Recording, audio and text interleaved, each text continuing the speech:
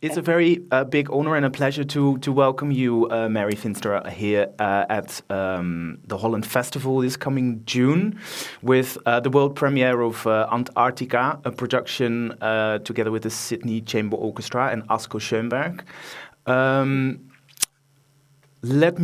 The first question I would love to ask you is, can you just take us back to the beginning of the project? Where did the initial idea come from? How did this idea of Antarctica emerge?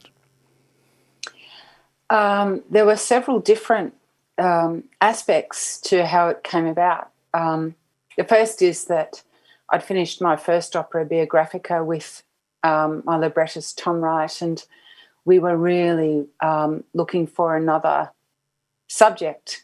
And also simultaneously to that, I actually have a position that at the University of Tasmania, which actually really, it's a very important place in terms of Antarctica. Tasmania is really a gateway to Antarctica, and it's a very important in terms of how Antarctica is preserved and conserved. And so and within the University of Tasmania, there is a very fervent and hardworking team of scientists who are looking to preserve Antarctica, and they do a lot of research there, and that's called the Institute of Marine and Antarctic Studies. And so, that was occurring simultaneously, and then I happened upon this map. It's called the Piri-Reis map, which was actually a very old map, which was actually traced the landmass of Antarctica. But this is centuries ago.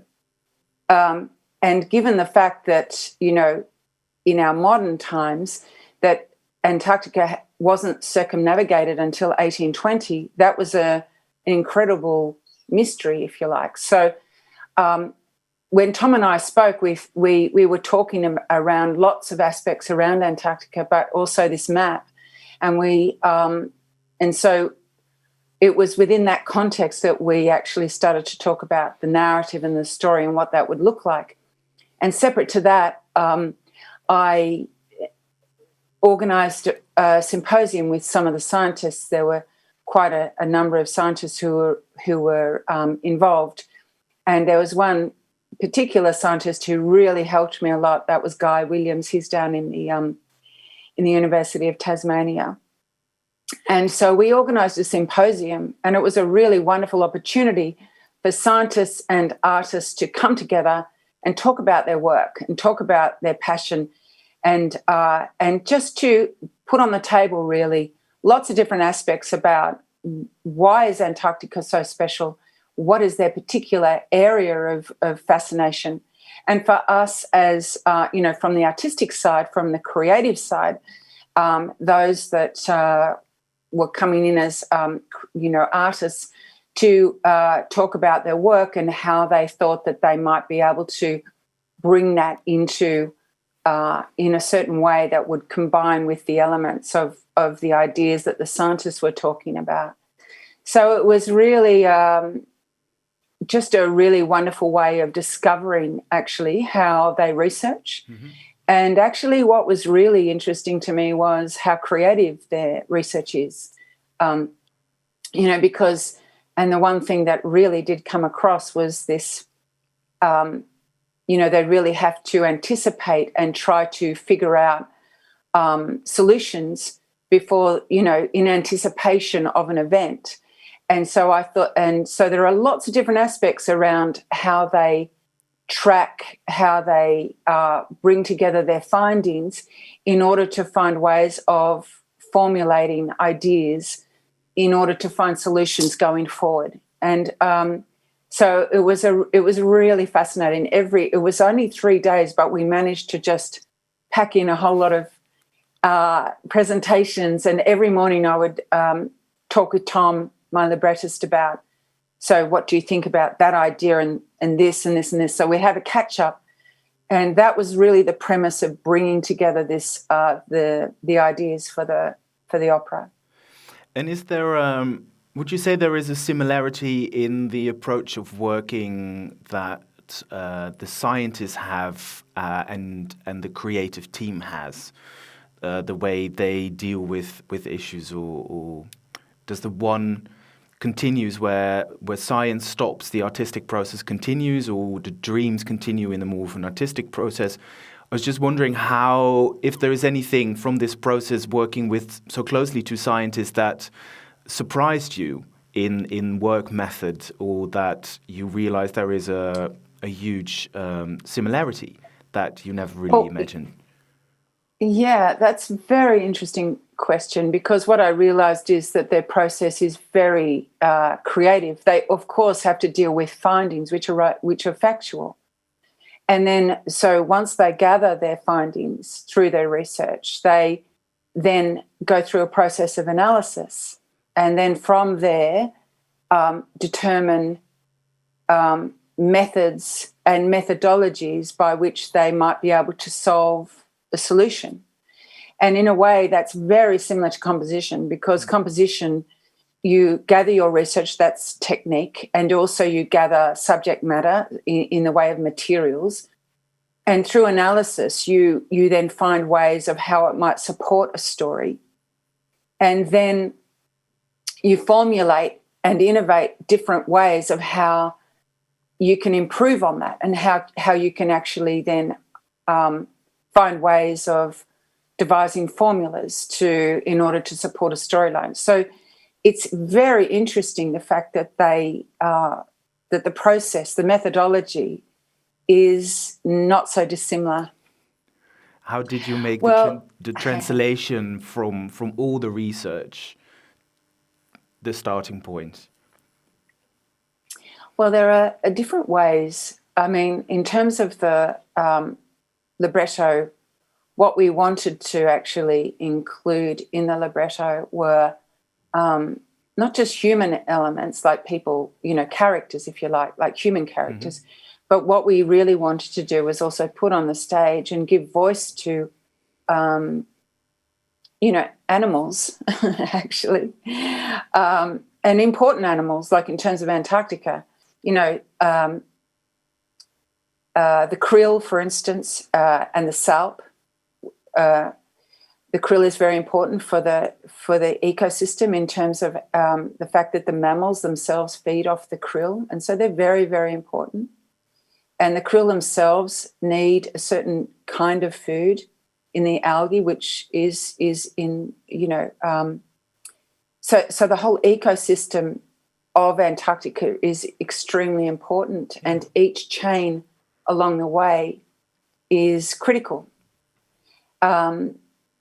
What we found out through the scientists, that if the krill actually diminish, because if the sea ice diminishes, then the krill will diminish, and the algae sits under the sea ice. So if they diminish, then that's quite a serious issue for the mammals, because what would they eat? So then scientists are looking at, well, if they're not eating krill, what will they look to? And so the scientists are looking at, okay, so in terms of the chain, the pecking order, if you like, the next,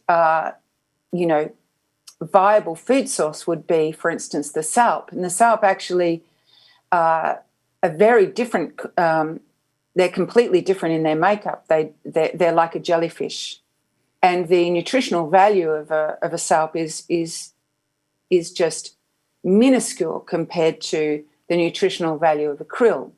So we're talking about if for instance, a whale or needs to eat, then they would need to eat multiple times more salp than they would the krill.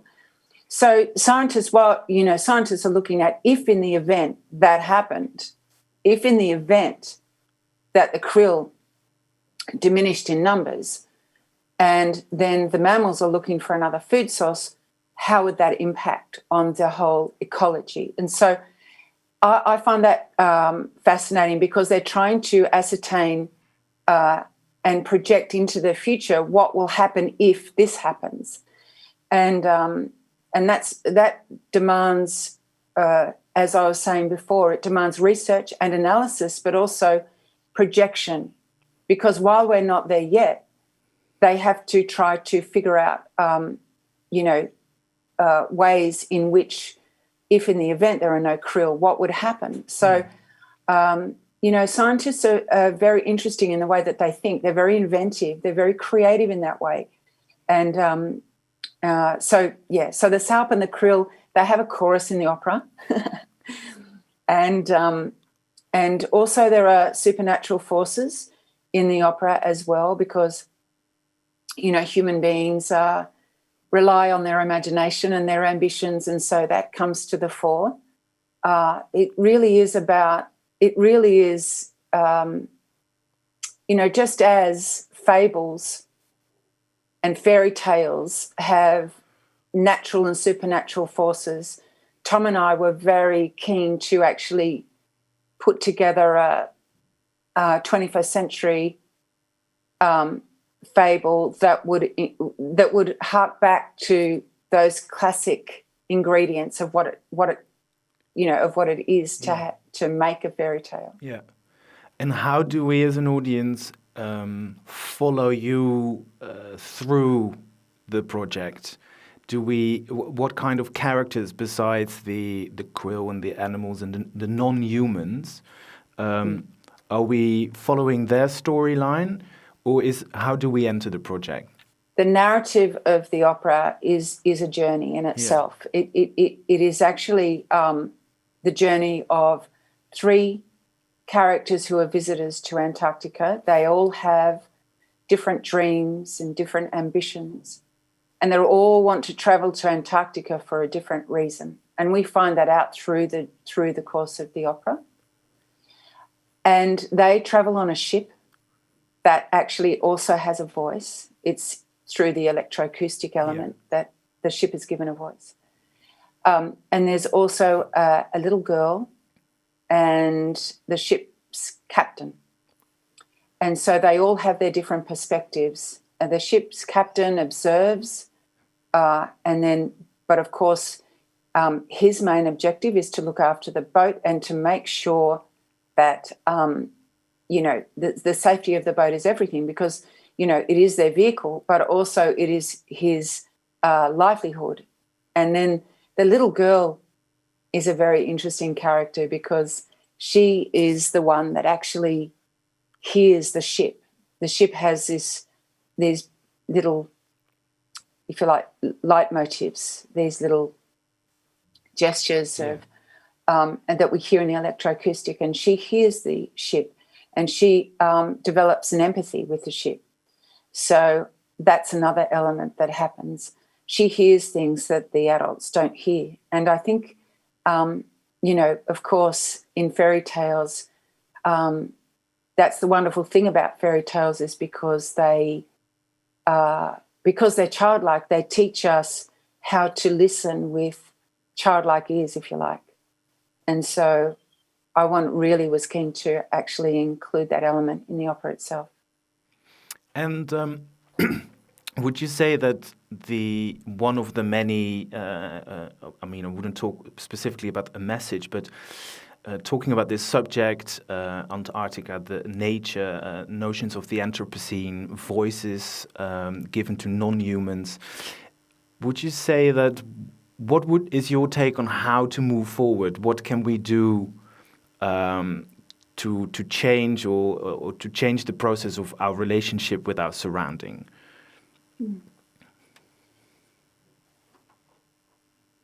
I would say that my first response, I can't talk for anybody else, but my first response would be to, and